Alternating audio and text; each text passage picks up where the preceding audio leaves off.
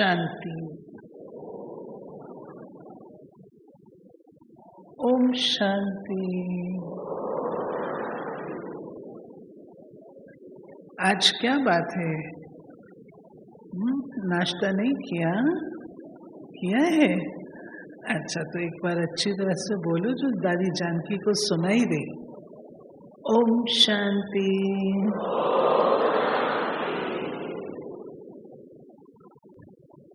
इस आत्मा का भी अलौकिक जन्म यूपी में ही हुआ है। यूपी, वो भी कानपुर, और वो भी हमारी दादी जिसकी पालना में हम पले, वो गंगे दादी। और शायद आप लोगों को तो याद नहीं होगा, उस समय कानपुर में बहुत सारी दादियां थी। कानपुर में थी गंगे दादी, कानपुर में थी आतम मोहिनी दादी जो फिर बॉम्बे चले गए, कानपुर में थी सरला दादी जो फिर बैंगलोर में चले गए, कानपुर में थी शीतलमणि दादी जो पूना में चले गए, कानपुर में थी हमारी भोली दादी की जो बहन छोटी सती वो थी, वो फिर मधुबन आ गई। और कानपुर में थी हमारी दादी कुमारका की बहन सती दादी जो बाद में बॉम्बे में चले गए। कितनी दादियां थी? कितनी दादियां थी? इन सब दादियों की पालना और भी थी। बाल भवन में कानपुर में हक्की दादी भी थी जो कि दादी कुमारका की मदर थी, वो भी रहते थे। तो कानपुर ने तो बहुत पालना ली है। कानपुर के साथ साथ फिर आगे पूरा यूपी जिसका जन्म हुआ, सबने बहुत पालना लिया। हमारी गुलजार दादी लखनऊ की, फाउंडर शांतामणि दादी लखनऊ में, इतनी बड़ी बड़ी दादियां मिली। एक बार प्यार से, दिल से, आज ये दादियां साकार रूप में नहीं है, लेकिन दिल से इन्होंने जो पालना की है उसका इजहार अच्छी तरह करतल ध्वनि से हम करेंगे।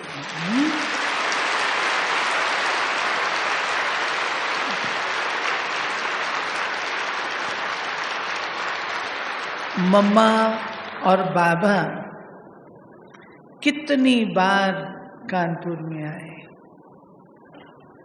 मम्मा बाबा की पालना कितनी ली है कानपुर निवासी, अपने ये लखनऊ निवासी कितनी पालना ली है।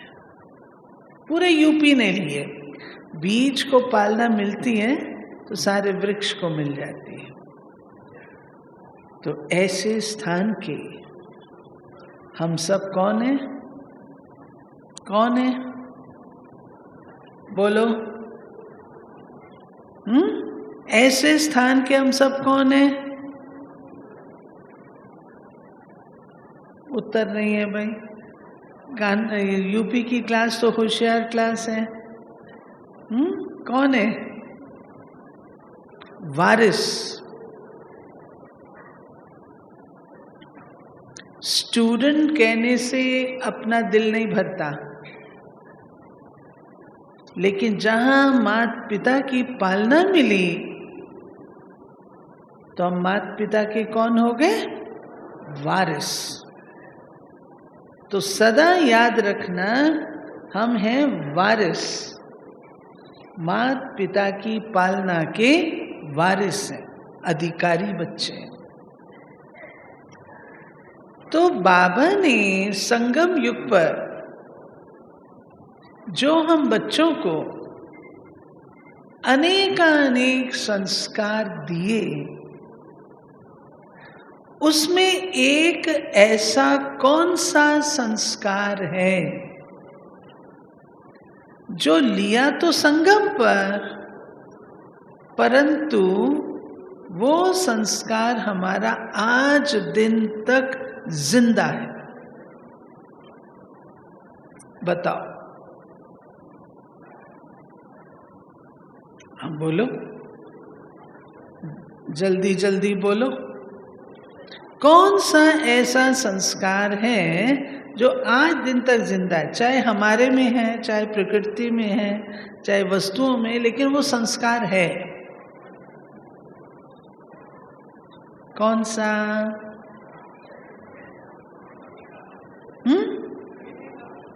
देने का एक्यूरेट आंसर है, देने का संस्कार।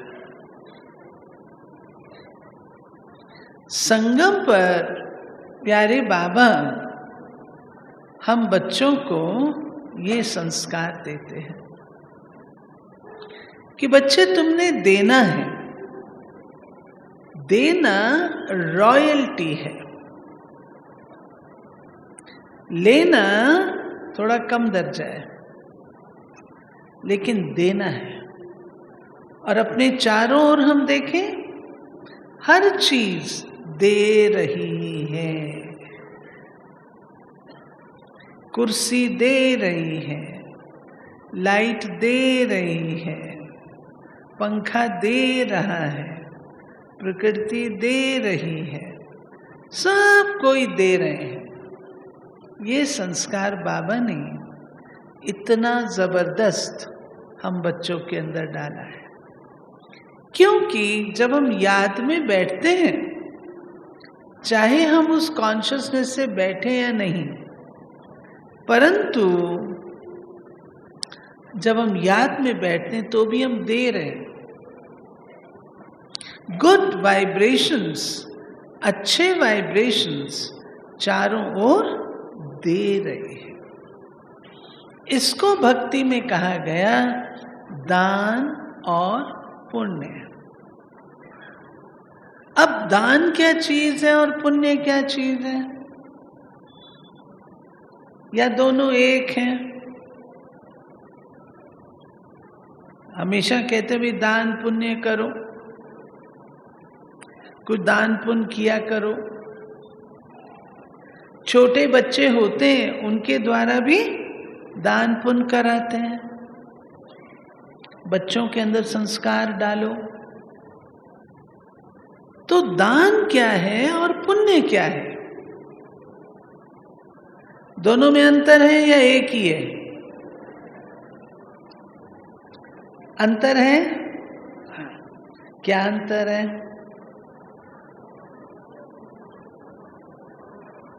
चलो मैं सुना देती हूं, ये नोट करना। दान उसको कहते हैं जो मेरे पास है और वो मैं देती हूं। मेरे पास अनाज है तो मैं अनाज देती हूं।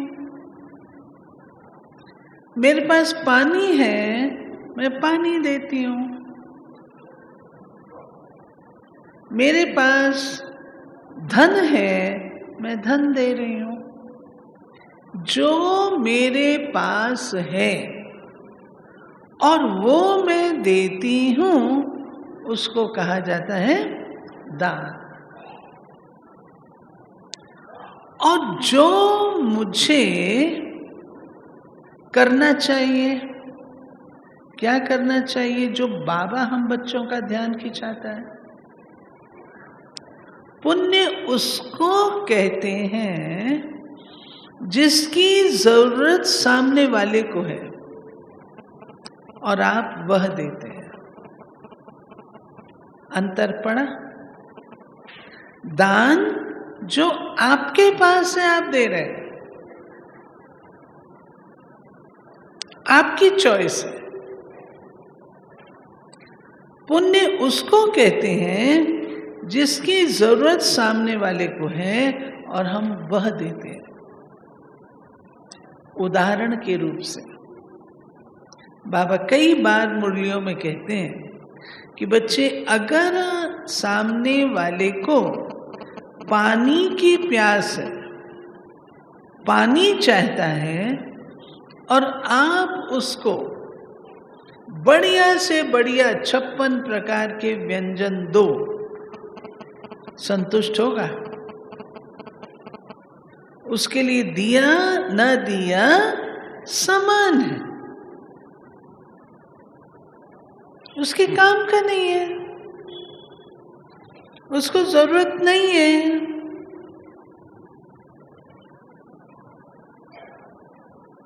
परंतु उसको पानी की जरूरत है और मैं उसको पानी ही देती हूं और वो आत्मा संतुष्ट होती है। अंदर में उसको महसूस होता है कि मेरी जो चाहना थी, इच्छा थी, वो पूरी हुई। कंटेंटमेंट होती है, उसको कहते हैं पुण्य। जिसको जो चाहिए वो उसको देना, उसको कहा जाता है पुण्य। अब ये हम बच्चे जानते हैं, बाबा ने एक नहीं अनेक बार समझाया है कि दान और पुण्य भी हमको सीमा में रह करके करना है, मर्यादा में रह के करना है। चाहे हमारा तन है, मन है, धन है, हर चीज के देने की मर्यादा है।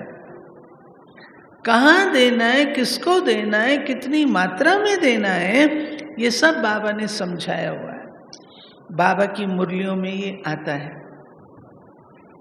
जब हम कहते हैं मर्यादा, तो मर्यादा केवल यही नहीं है कि भाई क्लास करना, मुरली पढ़ना आदि नहीं। मर्यादा इन चीजों की भी बाबा ने बताई है।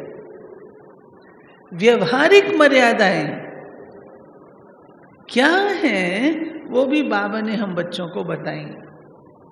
आज मैं उस विषय पर नहीं जाती हूं। आज केवल पुण्य कर्म, उसके ऊपर ही विवेचन करेंगे। अब पुण्य आत्मा किसे कहेंगे? बाय चांस बाबा की एक मुरली मेरे हाथ में आई और वो पुण्य आत्माओं पर ही थी, तो मैंने समझा कि ये चीज बाबा ने हम सबके लिए अंडरलाइन करने के लिए दी है। टॉपिक भी यही मिला। तो पुण्य आत्मा हम किसे कहें? दुनिया के हिसाब से आप छोड़ दीजिए। बाबा की परिभाषा के अनुसार पुण्य आत्मा हम किसे कहेंगे? बाबा ने उसमें 10 बातें बताई। नोट करिएगा, 10 बातें हैं। पहली बात बाबा ने कहा कि जो पुण्य आत्मा होता है उसकी एक विशेषता होती है, वो हर सेकंड, हर संकल्प अपने प्रति व दूसरों के प्रति पुण्य जमा करने वाले होते हैं। उनका पुण्य का खाता जमा होता जाता है। एक मुरली में बाबा ने कहा था कि बच्चों को पुण्य ब्राह्मण आत्माओं के साथ करने चाहिए। वो कैसे? जिसमें बाबा ने कहा, मानो कोई नीरस है, बिल्कुल डिप्रेशन में है, अपनी जीवन रूपी नौका की पतवार छोड़ चुका है। ठीक है, जिधर चल जाएगी उधर चली जाए। बागडोर हाथ से छोड़ दिए तो ऐसी आत्मा का जीवन कैसा हो गया? डामाडोल, ना उम्मीद। तो बाबा ने कहा कि जब हम आत्माओं को, ऐसी आत्माओं को अपने ज्ञान और योग बल के आधार से, अपने व्यवहार के आधार से उनके जीवन में पुनः रस लाते हैं, नीरसता से उन्हें एक रस बनाते हैं, ना उम्मीदवार से उम्मीदवार बनाते हैं। अब किसी में मानो उमंग उत्साह बिल्कुल नहीं है, जो आजकल के हमारे पुराने भाई बहनों के मुख से कभी कभी निकल भी आता है, क्या कहते हैं? बहन जी हमने बहुत देख लिया, हमने बहुत कर लिया, अब नयों की बारी है। पुराने बोलते हैं, या थोड़ी बड़ी आयु हो जाती है तो बोलते हैं बहन जी हम लोगों ने तो बहुत सारी उम्र किया है, अब इनको करने दो। कौन सी मुरली है बाबा की जिसमें बाबा ने आकर के कहा कि आज से ये पुरानों के लिए और बुजुर्गों के लिए मुरली नहीं है? है कोई ऐसी मुरली? वो तो बता दो, मैं ढूंढूंगी। है? तो हम आत्माएं कैसे कहती हैं कि अब ये उनके लिए, हमारे लिए नहीं है? ये मैं अपने आप को, बाबा ने एक बार कहा था, अब मैं आपको उस डेंजरस पॉइंट की याद दिलाना चाहती हूं जो बाबा ने हम बच्चों को कहा, उससे सावधान रहो। ये बोल हमारे क्यों निकलते हैं? उसका कारण है, बाबा ने बहुत अच्छा एग्जाम्पल दिया था कि देखो द्वापर युग के राजाओं ने अपनी राजाई कैसे गंवाई। दो कारण थे, एक था अलबेलापन और दूसरा था ऐश और आराम। समझ आई बात? अलबेलापन और दूसरा ऐश और आराम। जब हम अलबेले हो जाते हैं कि वो कर लेंगे, हमने बहुत कर लिया, बहुत हो गया, तब बाबा कहता है ऐसी आत्माएं पुण्य क्षीण हो जाती हैं। पुण्य आत्मा की बजाय पुण्य क्षीण, आए हुए भाग्य को भी स्वीकार नहीं कर पाती, आए हुए भाग्य से भी लाभ नहीं ले पाती। तब बाबा हम बच्चों को कहता है अलबेलापन, इसको कदापि अपने करीब नहीं आने दो। आप सब जानते, इतिहास भरा पड़ा है, जो राजाएं कहते थे कोई बात नहीं, अरे शत्रु यहां तक आ गया, यहां तक आ गया, यहां तक आ गया, तो भी कहते थे कोई बात नहीं, तो मारे गए ना। रावण ऐसे ही तो मारा गया ना। दूसरा बाबा ने कहा था ऐश और आराम। जब बच्चे ये भूल जाते हैं कि हम वनवाह में हैं, वनवास नहीं, वनवाह। वनवाह सिंधी शब्द है जिसका अर्थ ये होता है कि जब देखिए कन्या की शादी होती है तो उसे एक दिन पूर्व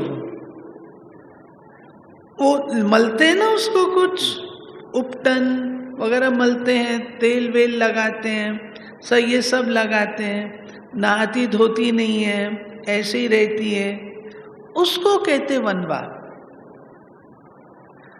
यानी फैशन नहीं कर सकते, वो नहीं हो सकते, सिंपल सिंपल कपड़े, सिंपल। वो शादी वाले दिन बेशक अच्छे कपड़े पहनो, लेकिन शादी से पहले बिल्कुल सिंपल कपड़े होते हैं। तो बाबा हम बच्चों को कहते हैं कि तुम वनवा में हो। वनवा केवल वस्त्रों से संबंधित नहीं है, वनवा हमारी सर्व कर्मेंद्रियों के सुख से संबंधित है। चाहे वो नैनों का सुख है, चाहे कानों का सुख है, चाहे जुबान का सुख है, चाहे स्पर्श का सुख है, हर प्रकार का सुख वो हम बच्चों को संगम युग पर नहीं लेना है। ऐश और आराम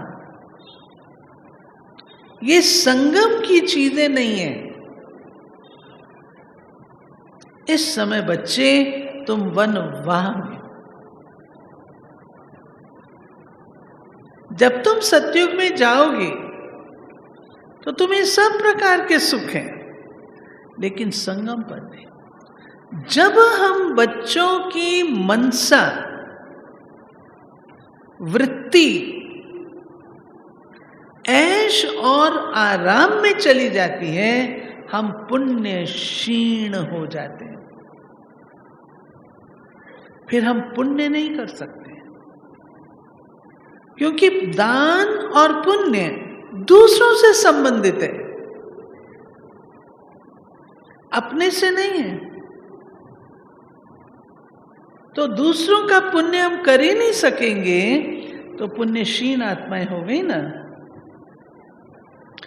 तब बाबा ने हम बच्चों को कहा कि बच्चे तुम्हारा हर सेकंड, हर संकल्प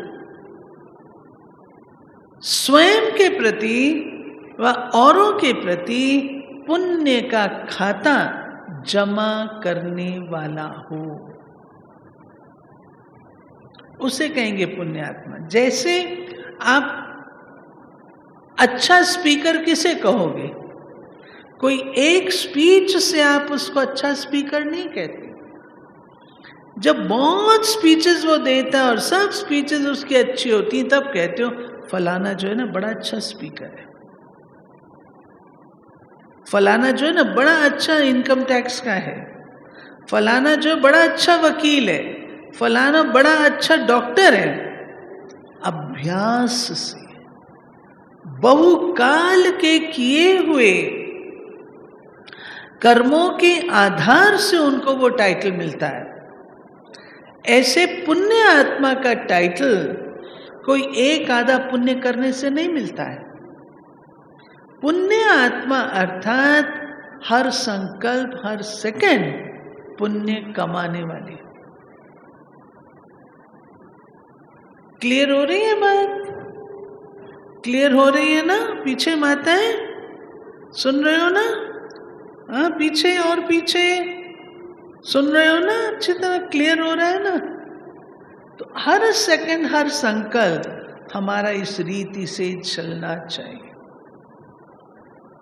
जैसे फॉर इंस्टेंस आप कहेंगे एग्जाम्पल, आपके सामने दादी जानकी है, आपके सामने दादी गुलजार है, आपके सामने दादी रतन मोहिनी है। आप किसी भी दादी के सामने जाओ, आप प्राप्ति का अनुभव करते हो या नहीं करते हो? बोलो, करते हैं ना? ये स्वरूप अब हमारा भी तो होना चाहिए ना।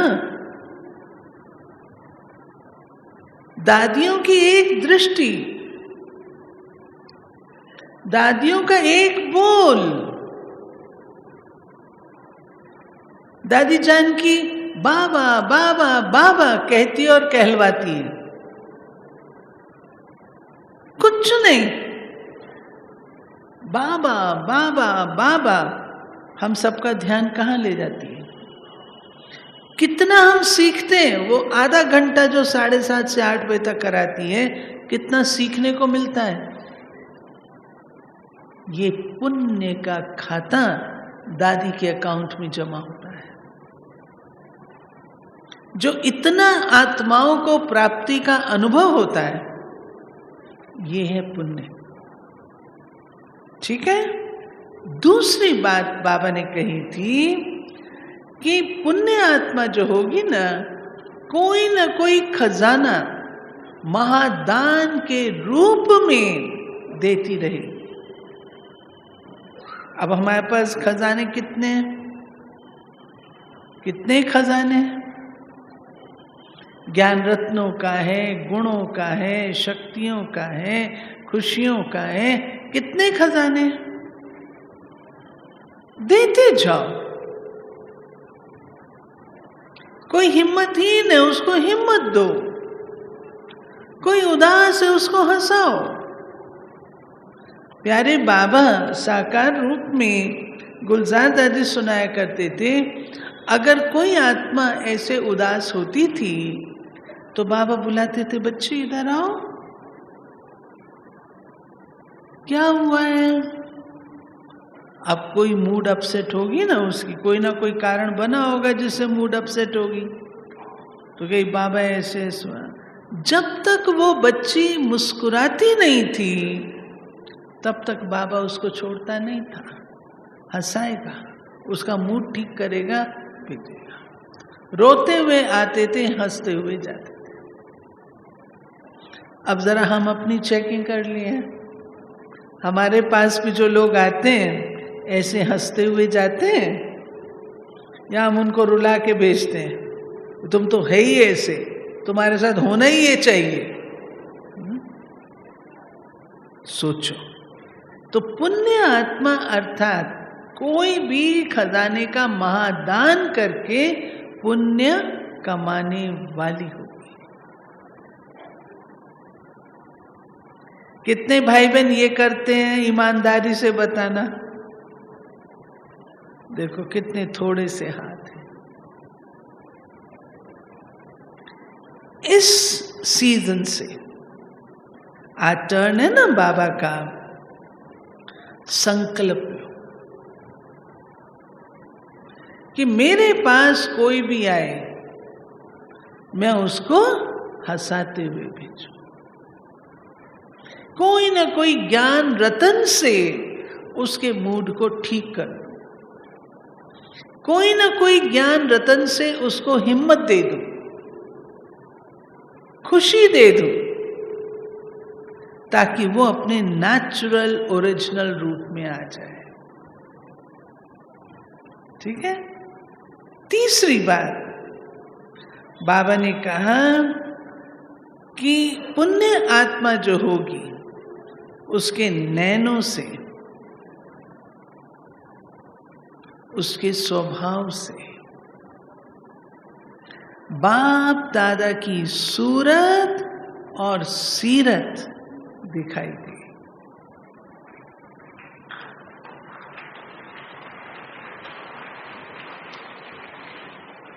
सूरत और सीरत कैसे दिखेगी? बाबा की सूरत तो बाबा जैसी है, लेकिन हमारे फीचर्स में, सूरत में बाबा की वो रूहानियत ऐसी भर जाए और सीरत में ऐसे गुण और शक्तियां भर जाएं जो कि औरों को बाप दादा की सूरत और सीरत मुझ आत्मा से दिखाई दे। ये पुण्य आत्मा अनेकों को प्रेरणा देने वाले, अनेकों को प्रेरणा देने वाले। आपने देखा है ना, दादी निकलते हैं, गुलजार दादी निकलते हैं तो सब कैसे धक्का मुक्की करके क्या पाते, एक झलक पाना चाहते हैं। क्यों? क्या चीज खींचती है? वो रूहानी, जो रूहानियत है उसमें, वो हमको खींचती है। यही चीज है ना। ये कैसे पाई दादियों ने? बार बार बार बार अशरीरीपन का अभ्यास, बार बार बार बार रूहानियत, साइलेंस। तो सूरत और सीरत बाप दादा समान। स्मृति में सदा समर्थी हो, शक्ति हो।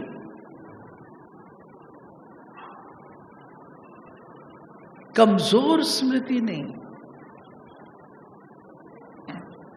पास्ट की और व्यर्थ की स्मृति नहीं।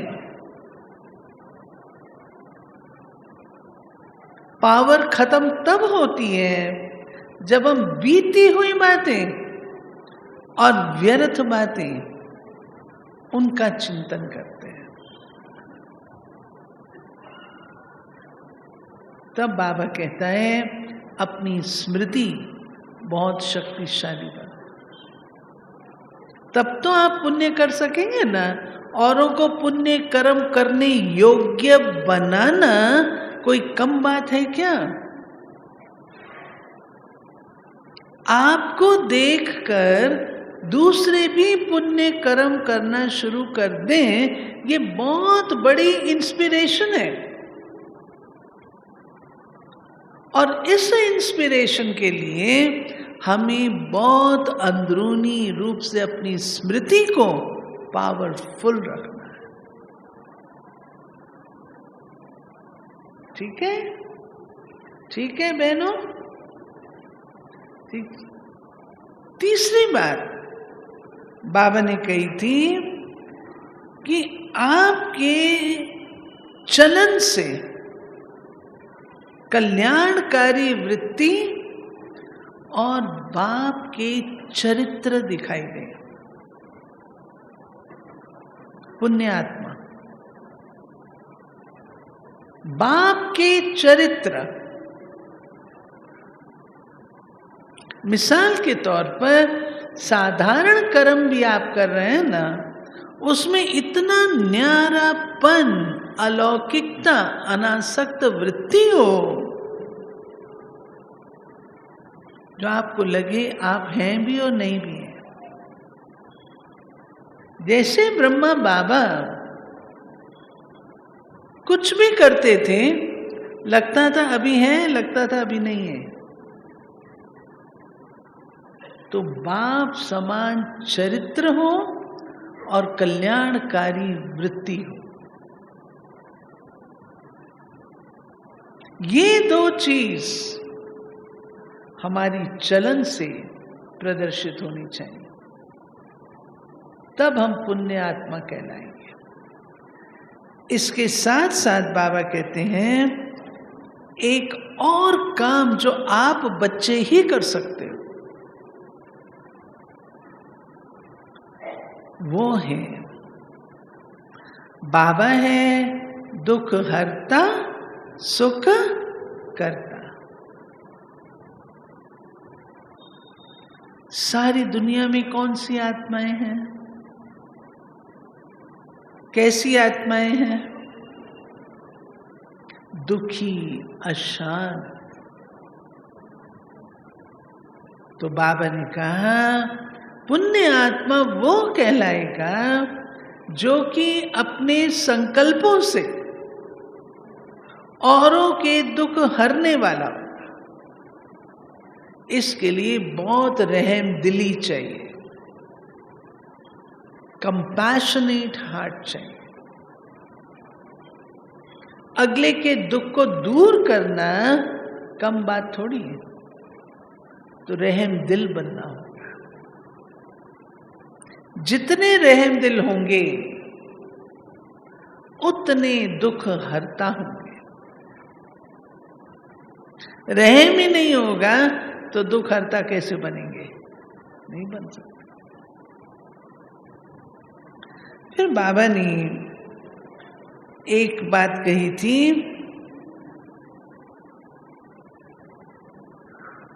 कि गरीब आत्माओं, कोई धन के गरीब नहीं, ज्ञान की गरीबी। ज्ञान की गरीबी क्या है? बुरा नहीं मानना, ज्ञान की गरीबी है। हाँ हाँ, मैं सब जानती हूं, आपको मुझे बताने की जरूरत नहीं है। ज्ञान है, लेकिन ज्ञान यूज करने की ताकत नहीं है, उसको कहते गरीब। ज्ञान है, अंबार है, बढ़िया से बढ़िया क्लास, बढ़िया से बढ़िया भाषण हो सकता है, बढ़िया से बढ़िया दूसरों को सुनाया जा सकता है,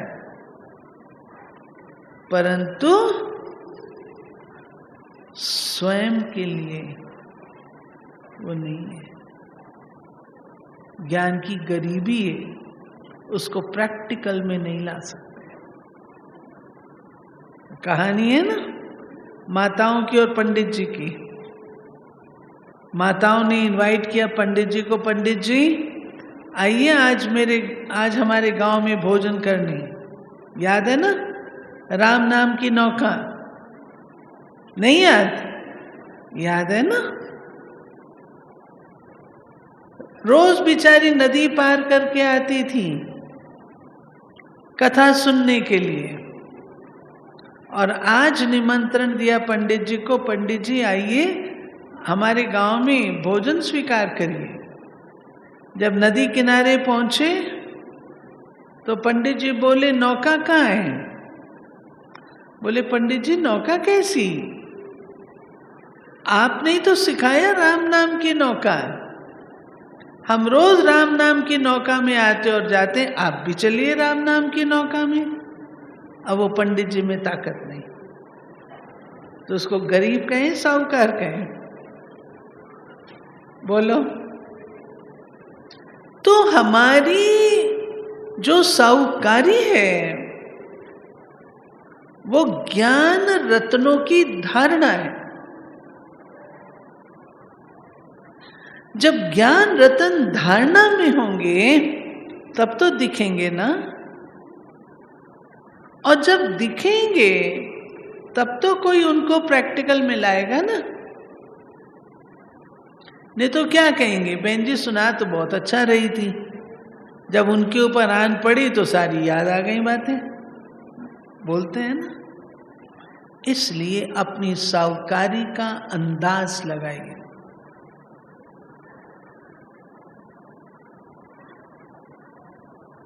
बाबा ने हमें साहूकार बनाया, गरीब बनाया? बाबा कहते पहले बिल्कुल गरीब बन जाओ, कुछ भी मेरा नहीं है, उसके बाद फिर साहूकार, ज्ञान रत्नों की साहूकारी। ठीक बात है? ये हमको चेक करना। जब साहूकार होंगे तब तो औरों को दे सकेंगे। जब साहूकार मैं स्वयं नहीं हूं तो मैं औरों को क्या दे सकती हूं? इसलिए मुझे साहूकार बनना होगा। फिर बाबा ने एक बात उसमें कही थी मुरली में कि बच्चे आपको रूहानी चुंबक के समान होना है। जैसे चुंबक होती है तो वो खींचती है ना, ऐसे आपको भी चुंबक बनना है, रूहानी चुंबक। अब रूहानी चुंबक बनने के लिए क्या चाहिए?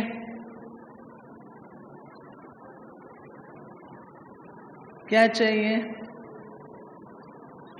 आप और बाप चुंबक में दो चीज होती है, एक पत्ती होती है और दूसरी चुंबक होती है। पत्ती को जब चुंबक पर रगड़ते हैं और एक ही लेवल से रगड़ते हैं, एक ही साइड से रगड़ते हैं, तब उसमें चुंबकीय आकर्षण पैदा होता है, तब वो लोहे को खींच सकती है। अगर आप चुंबक के ऊपर लोहे की पत्ती को उल्टा सीधा जैसे तैसे करो तो वो चुंबक नहीं बनता, एक ही। ऐसे बाबा ने कहा कि बच्चे, बाप समान चुंबक बनने के लिए आप और बाप, ये दो मंत्र याद रखो। और जब आप रूहानी चुंबक होंगे तो आपके चेहरे से बाबा का साक्षात्कार हो सकता है। कई बार आप लोग सुनाते हैं ना, कहते हैं हमको दादी दिखाई नहीं दे रही थी, हमको दादी दिखाई नहीं दे रही थी, बाबा दिखाई दे रहा था। कई बार आप लोग अनुभव सुनाते हैं ना, वो कैसे हुआ। अगर दादियों से हो सकता है तो हम भी तो बाबा के सच्चे ब्राह्मण बच्चे हैं। सच्चे ब्राह्मण बच्चे हैं ना, हमसे नहीं दिखेगा, हमसे भी दिख सकता है। सो पुण्य आत्मा अर्थात रूहानी चुंबकीय आकर्षण।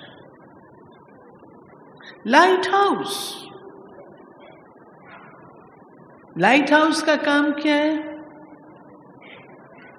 लाइट हाउस का काम क्या है? अंधकार में रोशनी देना। जो जहाज भटका हुआ होता है सागर में, उसको राह दिखाना, यही काम होता है ना। तो हम अपने आप से पूछें, हम भी बाबा के बच्चे, पुण्य आत्मा, लाइट हाउस हैं। क्या हमसे औरों की भटकन दूर होती है?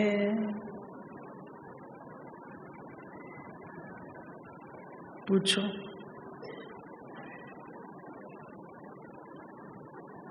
हमारे व्यवहार से, विहार से, चरित्र से, चाल चलन से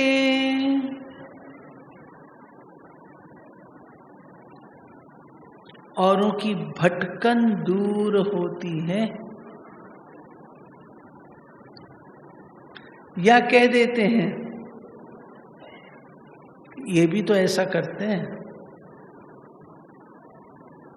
तो मैंने क्या कर लिया, पुण्य के बजाय दूसरा खाता खोल दिया ना। एक बार अव्यक्त रूप में बाबा आए हुए थे। सब बच्चे ऐसे, बाबा छुट्टी ले रहे थे, विदाई ले रहे थे, सब ऐसे सामने बैठे थे। बाबा जाते जाते वापस आए, सब महारथी, सब बड़े बड़े बैठे थे। तो बाबा ने सारी सभा को क्या कहा, आप लोगों का एक काम, क्या काम है? लाइन सीधी रखना। लाइन सीधी रखना समझा? इसका अर्थ क्या है? जैसे बैठे हैं मेरे पीछे दूसरा भी वैसे, तीसरा भी वैसे, चौथा भी। अगर मैं थोड़ी दाएं हो जाऊंगी तो सारी लाइन कैसी हो जाएगी? टेढ़ी हो जाएगी ना। हम सब ब्राह्मणों का काम है लाइन सीधी रखना, लाइट हाउस बनना। ओके?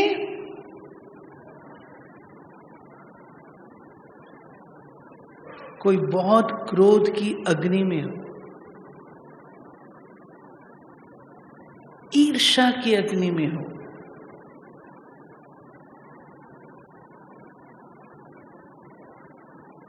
जल रहा हो,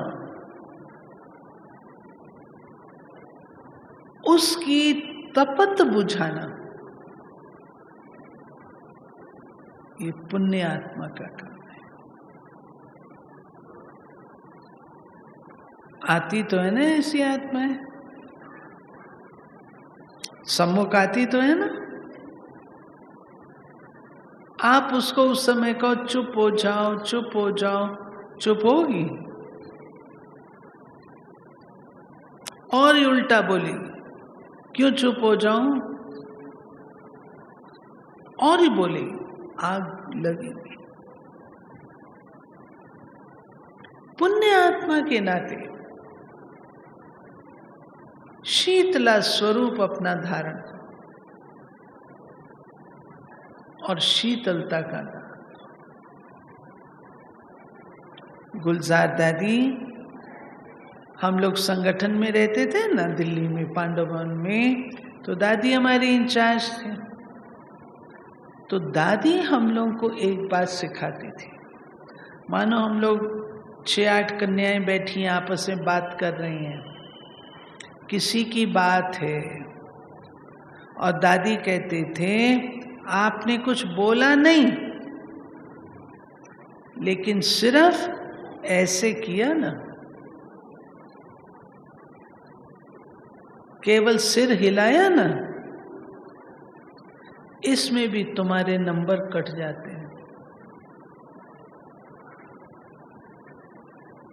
सिर से हामी तो भरती ना,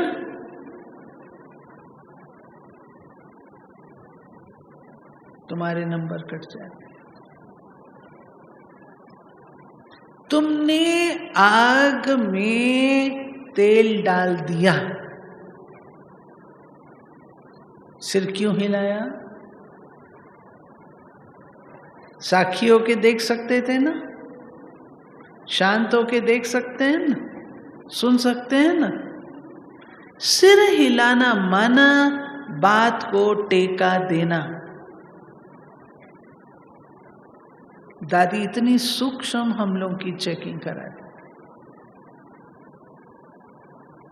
बोलना तो दूर, वर्णन करना दूर, केवल आंख का इशारा या सिर का हिलना वो भी पर्याप्त है। तो ये भी नहीं करना।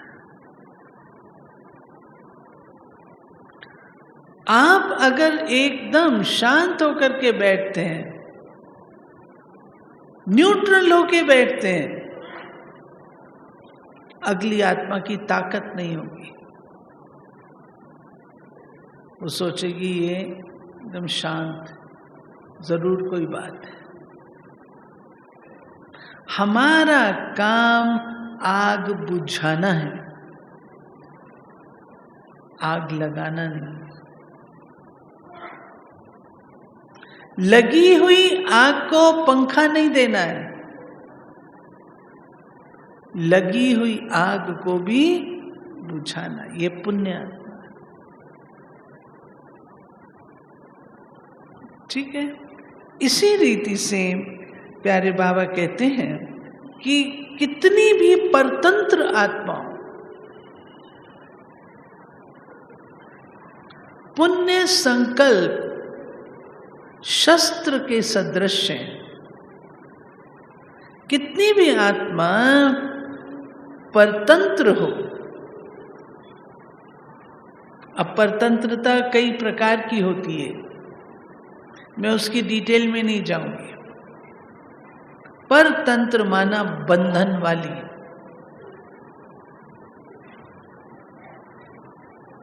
पुण्य आत्मा औरों के बंधन तोड़ने वाली होगी। उसके संकल्प में शक्ति होगी। कई बार आप लोगों को भाई बहन मिलते हैं ना, कहते हैं आपने हमको ये बात बताई, उसके बाद से हमारे सारे बंधन टूट गए।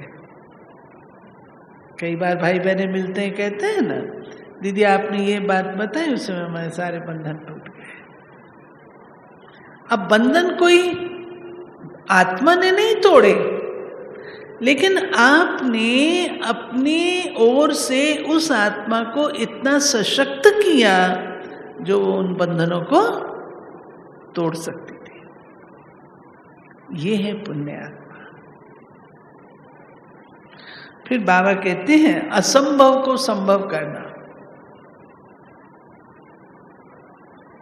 रेगिस्तान में हरियाली करना कौन करेगा?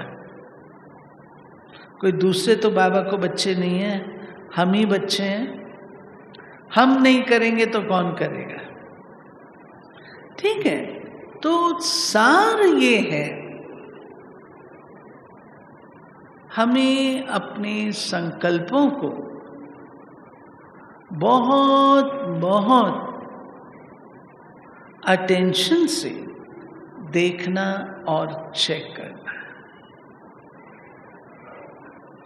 और उन संकल्पों को सेवा में लगाना है, तब वो पुण्य बनेगा। संकल्प मैंने किए और अपने पास ही रखे हैं तो पुण्य का खाता नहीं बनाते। पुण्य का खाता तब बनता है जब हम उसको सेवा में लगाते हैं, जिससे किसी का लाभ। और इसमें हमें अटेंशन रखना है अलबेलापन और ऐश और आराम। आज की मुरली थी या कल की, जिसमें बाबा ने कहा कि जो सेवा करने वाले बच्चे हैं वो आराम नहीं करते। सर्विसेबल बच्चे आराम नहीं करते। आराम माना थक के बैठ जाना, हमने बहुत कर लिया, बहुत हो गया। ठीक है, अब मैं आपको 5 मिनट का समय देती हूं। उन 5 मिनटों में आपने ये चेक करना है कि इस मापदंड के आधार से मैं कितना परसेंटेज पुण्य आत्मा बनी हूं। निकाल सकेंगे? निकाल सकेंगे? जो मापदंड मिला उस आधार से मैं कितनी पुण्य आत्मा बनी हूं। ठीक है, चलो बाबा की याद में बैठते हैं और उसमें ये चेकिंग अपनी करें। ओम शांति।